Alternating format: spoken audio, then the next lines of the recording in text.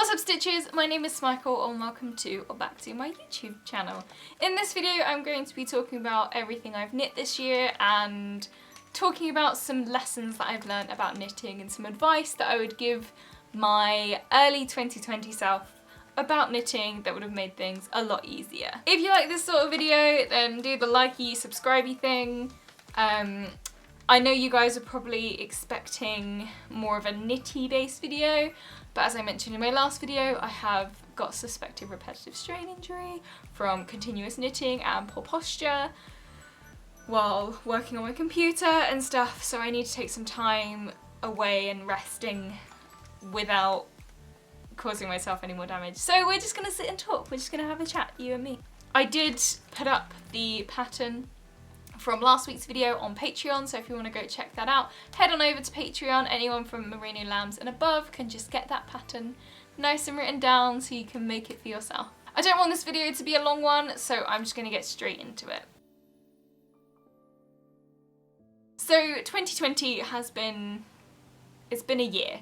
I started off the year unemployed, found a job in February, pandemic hit, finished that job in June, started a new job in October, and all the while I've been knitting through it. So in January and February I think I finished 2 jumpers, and since then I've finished a myriad of other things, both big and small, starting from scrunchies and this little tiny crewmate dude, and going all the way up to Suspicious over here.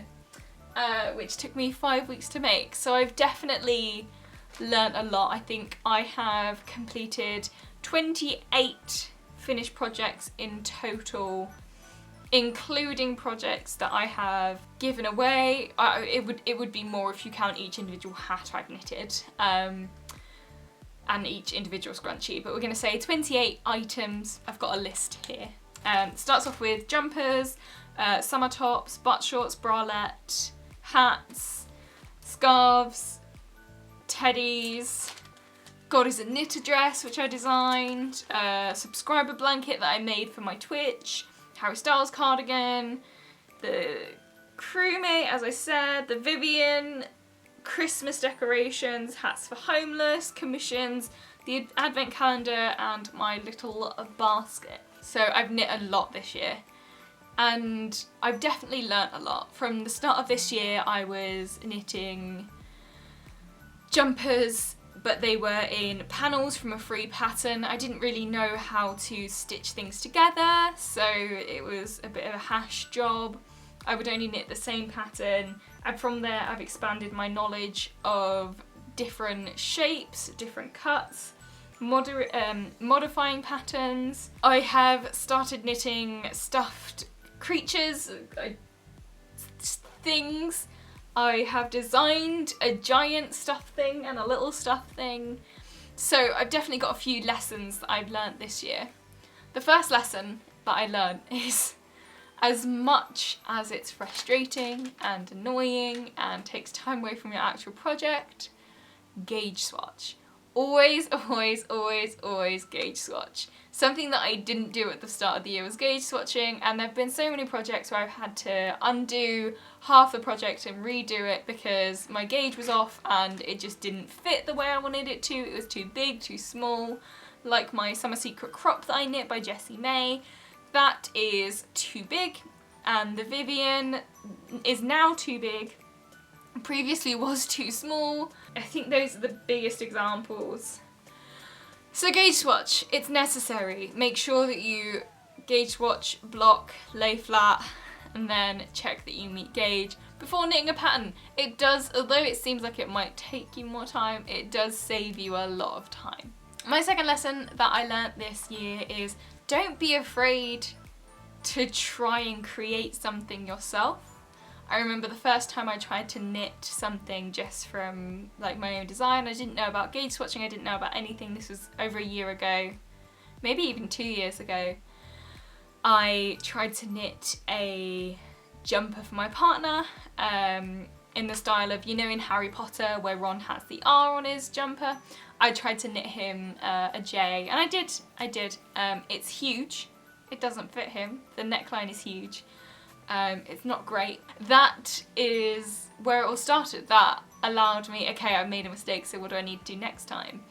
And with this crewmate, it's, you know, there wasn't a knitted pattern out there. And so all I did was break it down into each of its individual smaller parts. Like I started with, okay, how am I going to do the legs? How am I going to connect it to the body? And so after some like thought, don't be afraid just because you may feel like you're not an experienced knitter or you're not a designer. Don't be afraid to try and make something for yourself that you want, that you think would fit. I know that some people have seen patterns that have inspired them, and you can simply knit a jumper from a load of squares.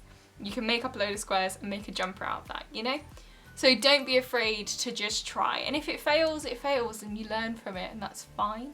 My third lesson, don't buy cheap knitting needles. And I know that's kind of controversial because obviously we want knitting to be accessible to everyone. And if cheap knitting needles are the only things you can afford, then obviously use that. But I found that I am very heavy-handed. And if you're heavy-handed like me, knitting on circular needles that just have a plastic cable that are only connected by a small thing holding it together, it's not gonna last. You're gonna be mid-project and you're going to lose the cable, lose a load of stitches, and spend hours trying to sort them out and trying to mend cheap needles because you don't have anything else and you don't want to go out and buy anything yet because you just need to get this project finished. So this is the message to old Smikle. Stop buying cheap knitting needles. Buying a set of expensive interchangeable needles that are better quality is better for you. Just do it. Do it earlier so you don't have to deal with everything. Lesson 4 that I would give to my previous knitting self at the start of 2020 is don't grip the knitting needles so goddamn tight, okay? I'm almost certain that's the reason that I have done myself an injury, is because I grip everything so tight that I've caused so much strain to myself. And it would have, although you feel like you're knitting quicker, it will, in the long run, make things a lot slower for you, and it means you can't knit as much as you want. I don't know about you guys, but knitting's kind of the thing I do. Like, when I realised that I should give knitting a break that evening, I was kind of sat around like, right, what do I do now? Like, I don't want to sit down and watch TV. So what do I do? So I went on a walk because I couldn't think of anything else to do. So yeah, don't grip the needles so tight. You can still get good tension while holding things a bit looser, and you won't hurt yourself in the process. And to all of you out there, don't grip your knitting needles so tight. You probably don't. I'm probably the only one who did that. But don't grip knitting needles too tight. It's not a good look. Lesson number 5 that I learnt this year is you don't need a cable needle to do cable patterns. And I know this might make people who may be beginner knitters shudder a bit because you've seen that how are you supposed to do it differently? I will put out a video for you guys on how to knit cables without a cable needle, but it's so much easier than you thought, and it's actually a lot quicker to knit without a cable needle, in my experience. When I bring out the folklore cardigan, when I'm able to knit again, I will not be using a cable needle. But before that, I think I will do little technique videos so you guys are completely up to date on how I do everything. So then when it comes to the video, you can just kind of follow along with me. Another lesson I learnt this year, lesson number 6, is Icord is so much more prevalent than I thought it was. Like, I have used Icord a ridiculous number of times this year, and I'd never even heard of it up until March. It's only been about 9 months that I've known about Icord, but since then I've did it so many times. I've designed it into my God is a knit dress for the straps, and I'm including Icord in a design that I'm currently working on. So Icord is very prevalent. It's very useful to know, and I would recommend you learning it if you're able to, because it's in so many different patterns. So many different patterns. Another thing I learned, it's not really a lesson, but I have learned how to knit without looking at it. which is a lot of fun because it means I'm now able to actually watch movies without having to like look at my knitting, look up at the screen, look at my knitting again, look up at the screen. I can maybe, you know, maybe had I learned that earlier, would have been better for my neck, but I can now knit without looking, which is a lot of fun. I wouldn't recommend it all the time, obviously. There are some times where you do need that focus and that to concentrate. But I've learned to do the knit stitch without looking, which is nice. I would recommend you learning to do that so that you can multitask even more effectively while knitting if you want to. Another lesson knitting has taught me this year, it's more about design that I've learnt. It probably sounds stupid and you guys probably already realise this, but it's a lot easier to use Excel to grade patterns than just trying to do it manually, counting on your fingers and using a calculator and writing it all out on Word. Excel's a lot easier, and you know what? I say I learnt that lesson in 2020, I learnt that lesson last night. I had to rewrite the pattern that I'm working on at the moment completely because I started doing the initial prototype knit, and I realised at the start I just hated how it started off. So I had to rejig all of the numbers, and it's so much easier in Excel. So if you guys, also Excel is great for, or Google Sheets, I don't have Excel, I use Google Sheets. It's great for colourwork patterns as well. So if you want to knit some colourwork and like design something, you can make the little cells a little square and then just colour them in to make your little colourwork pattern.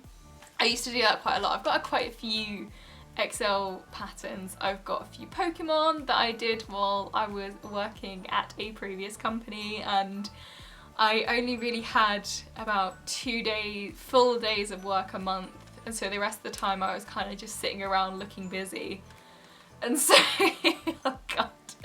And so I would sit there on Excel and I would like make little colour patterns of different Pokemon. It's very soothing, very fun. So Excel's great for colourwork. Maybe I'll knit those into a blanket at some point. I think I also did Fry from Futurama, which was a lot of fun as well. Another thing I learnt this year, I actually learnt from my first ever YouTube video on this channel, and that is the difference between yarn weights and yarn fibres. Before, I only ever really used Aran and DK yarn, not really knowing the difference between the two of them. And now I know the different fibres and different properties of each of the fibres, and I've branched out and I've looked at merino and wool and nylon and so many different other yarn fibres. So I've definitely learnt a lot in regards to yarn, and although I'm still knitting a lot with Aran and DK because that's what a lot of my stash is that I'm trying to get rid of, I have got some fingering weight yarn that I showed you in a previous podcast, the Irish Artisan yarn in Kinsale colourway. Very pretty, still haven't knit with it, really want to make myself a cozy classic light.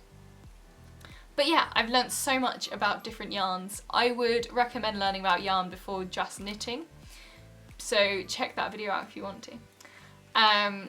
Just because it makes you feel like you have a lot more options when it comes to knitting. You can be a bit more creative with what you're making and how you're making it. I think the final lesson that I've learnt this year about knitting is how to knit mindfully, and I think I'll do a video on this later on because it's easy while you are knitting. Like I said, I can knit without looking now. It's so easy to put something on and completely distract yourself. But knitting is one of those things where you can sit down and get into the flow of knitting.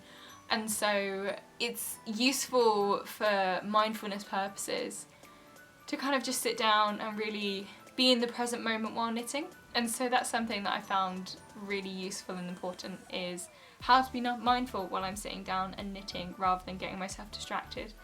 And it's very useful when you're on the stockinette portion of a jumper, a top-down jumper.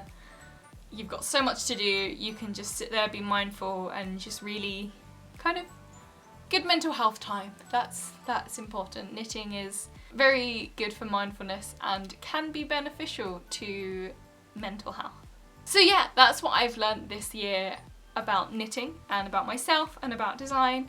Let me know in the comments below what you guys have learnt this year from knitting. If you've just started knitting, then tell me about that. If you've been knitting for ages and you haven't learnt anything new, but you have some advice to impart to me, then let me know in the comments down below. I would love to read them and see what you guys have got to say. Because next week is the week of Christmas and I am going to be working a lot next week. I work in retail, so it's going to be very busy.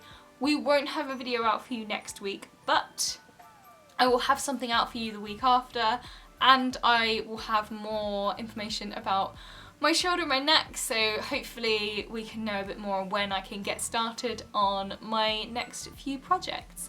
So thank you for sticking with me. Like I said, if you are interested in the Christmas tree garland, head on over to my Patreon. I will be posting a blog on my website about different Christmas gifts you can knit this close to Christmas and still get it ready and sorted in time for Christmas Day. So check that out if you want to, that'll be linked below. Subscribe if you like me, that would be nice, and you like my videos. Give this video a like if you liked any of the advice I gave myself, or you like me, who knows. I will see you in a couple of weeks' time. Have a lovely Christmas or whatever you celebrate, have a lovely holiday season, and I will see you soon. Stay wholesome and happy knitting.